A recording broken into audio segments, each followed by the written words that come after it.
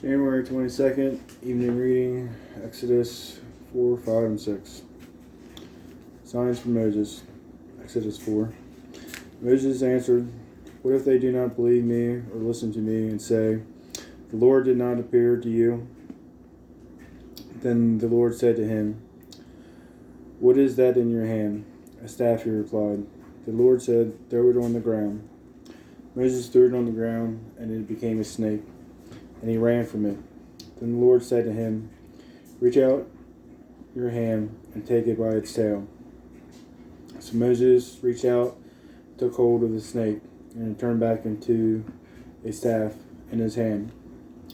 "This," said the Lord, "is so that they may believe that the Lord, the God of their fathers, the God of Abraham, the God of Isaac, and the God of Jacob, has appeared to you." Then the Lord said, "Put your hand inside your cloak." So Moses put his hand into his cloak, and when he took it out, the skin was leprous. It had become as white as snow. "Now put it back into your cloak," he said. So Moses put his hand back into his cloak, and when he took it out, it was restored, like the rest of his flesh. Then the Lord said, "If they do not believe you or pay attention to the first sign, they may believe the second. But if they do not believe these two signs or listen to you, take some water from the Nile and pour it on the dry ground. The water you take from the river will become blood on the ground." Moses said to the Lord, "Pardon your servant, Lord. I have never been eloquent, neither in the past nor since you have spoken to your servant. I am slow of speech and tongue." The Lord said to him, "Who gave human beings their mouths? Who makes them deaf or mute? Who gives them sight or makes them blind? Is it not I, the Lord? Now go, I will help you speak and will teach you what to say." But Moses said, "Pardon your servant, Lord. Please send someone else." Then the Lord's anger burned against Moses, and he said, "What about your brother Aaron, the Levite? I know he can speak well. He is already on his way to meet you, and he will be glad to see you. You shall speak to him and put words in his mouth. I will help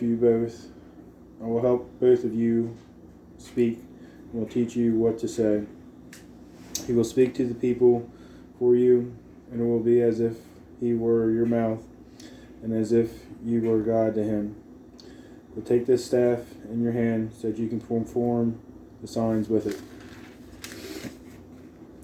Moses returns to Egypt. Then Moses went back to Jethro, his father-in-law, and said to him, "Let me return to my own people in Egypt to see if any of them are still alive." Jethro said, "Go, and I wish you well." Now the Lord had said to Moses and Midian, "Go back to Egypt, for all those who wanted to kill you are dead." So Moses took his wife and sons, put them on a donkey, and started back to Egypt. And he took the staff of God in his hand. The Lord said to Moses, "When you return to Egypt, see that you perform before Pharaoh all the wonders I have given you the power to do. But I will harden his heart so that he will not let the people go. Then say to Pharaoh, 'This is what the Lord says. Israel is my firstborn son.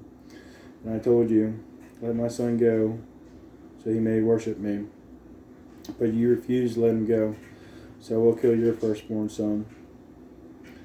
At a lodging place on the way, the Lord met Moses and was about to kill him. But Zipporah took a flint knife, cut off her son's foreskin, and touched Moses' feet with it. "Surely you are a bridegroom of blood to me," she said. So the Lord let him alone. At that time, she said bridegroom of blood, referring to circumcision. The Lord said to Aaron, "Go into the wilderness to meet Moses." So he met Moses at the mountain of God and kissed him. Then Moses told Aaron everything the Lord had sent him to say, and also about all the signs he had commanded him to perform. Moses and Aaron brought together all the elders of the Israelites, and Aaron told them everything the Lord had said to Moses. He also performed signs before the people, and they believed. And when they had heard that the Lord was concerned about them, they had seen their misery, they bowed down and worshiped. Bricks without straw. Exodus 5. After Moses and Aaron went to Pharaoh and said, "This is what the Lord, the God of Israel, says, let my people go, so that they may hold a festival to me in the wilderness." Pharaoh said, "Who is the Lord that I should obey him and let Israel go? I do not know the Lord, and I will not let Israel go." Then they said, "The God of the Hebrews has met with us. Now let us take a 3-day journey into the wilderness to offer sacrifices to the Lord our God, or he may strike us with plagues or with the sword." But the king of Egypt said, "Moses and Aaron, why are you taking the people away from their labor? Get back to your work." Then Pharaoh said, "Look, the people of the land are now numerous, and you are stopping them from working." That same day, Pharaoh gave this order to the slave drivers and overseers in charge of the people: "You are no longer to supply the people with straw for making bricks. Let them go and gather their own straw, but require them to make the same number of bricks as before. Don't reduce the quota. They are lazy, that is why they are crying out, 'Let us go and sacrifice to our God.' Make the work harder for the people so they keep working and pay no attention to lies." Then the slave drivers and the overseers went out and said to the people, "This is what Pharaoh says: I will not give you any more straw. Go and get your own straw wherever you can find it, but your work will not be reduced at all." So the people scattered all over Egypt to gather stubble to use for straw.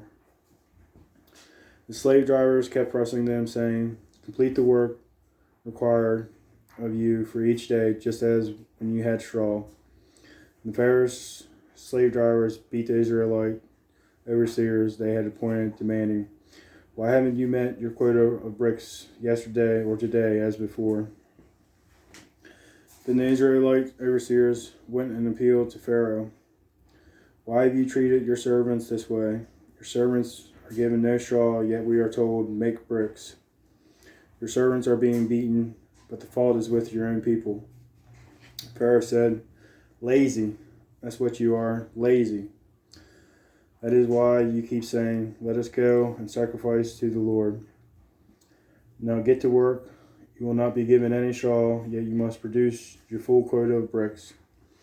The Israelite overseers realized that they were in trouble when they were told, "You are not to reduce the number of bricks required of you for each day." When they left Pharaoh, they found Moses and Aaron waiting to meet them.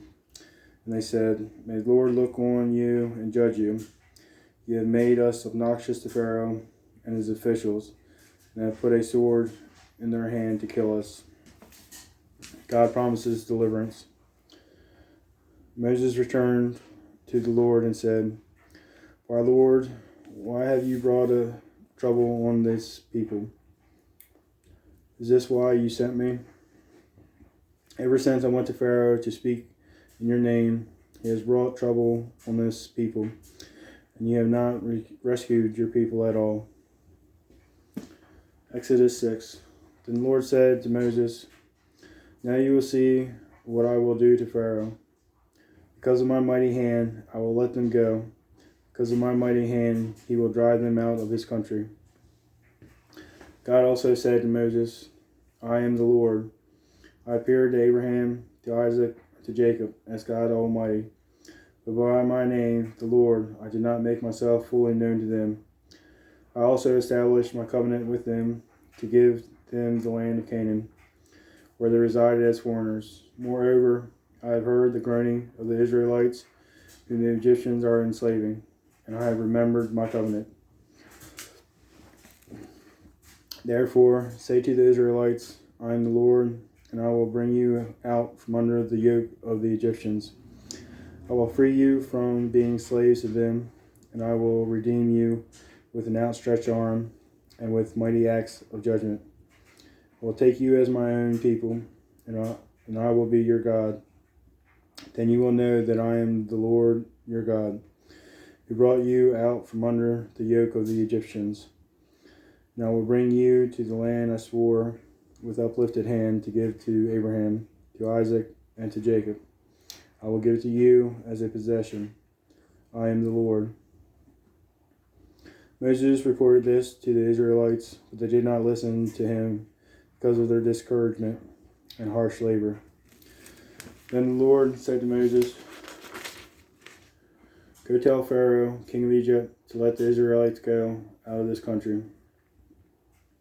But Moses said to the Lord, If the Israelites will not listen to me, why would Pharaoh listen to me, since I speak with faltering lips? Family record of Moses and Aaron.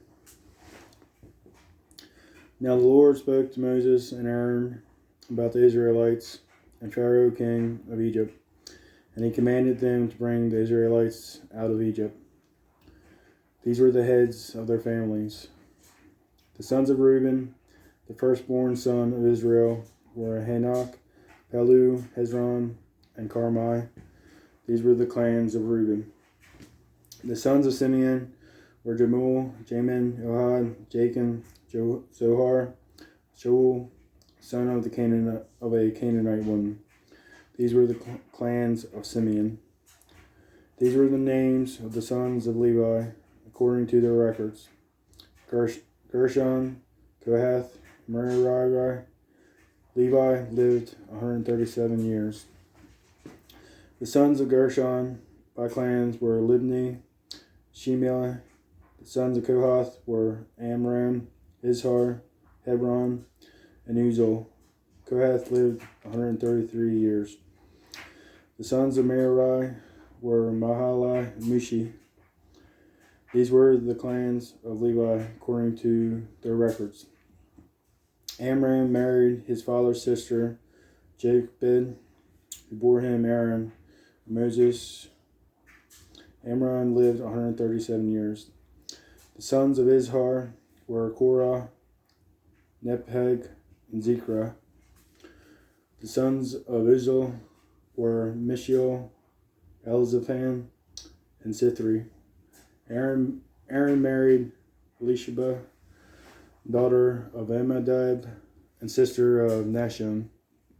She bore him Nadab and Abihu, Eleazar, Ithamar. Sons of Korah were Asir, Elkanah, Abasiph. These were the Korahite clans. Eleazar, son of Aaron, married one of the daughters of Putiel, and she bore him Phinehas. These were the heads of the Levi families, clan by clan. It was this Aaron and Moses to whom the Lord said, Bring the Israelites out of Egypt by their divisions. They were the ones who spoke to Pharaoh, king of Egypt, about bringing the Israelites out of Egypt. The same Moses and Aaron. Aaron to speak for Moses. And when the Lord spoke to Moses in Egypt, he said to him, I am the Lord. Tell Pharaoh, king of Egypt, everything I tell you. But Moses said to the Lord, Since I speak with faltering lips, why would Pharaoh listen to me? Concludes our reading.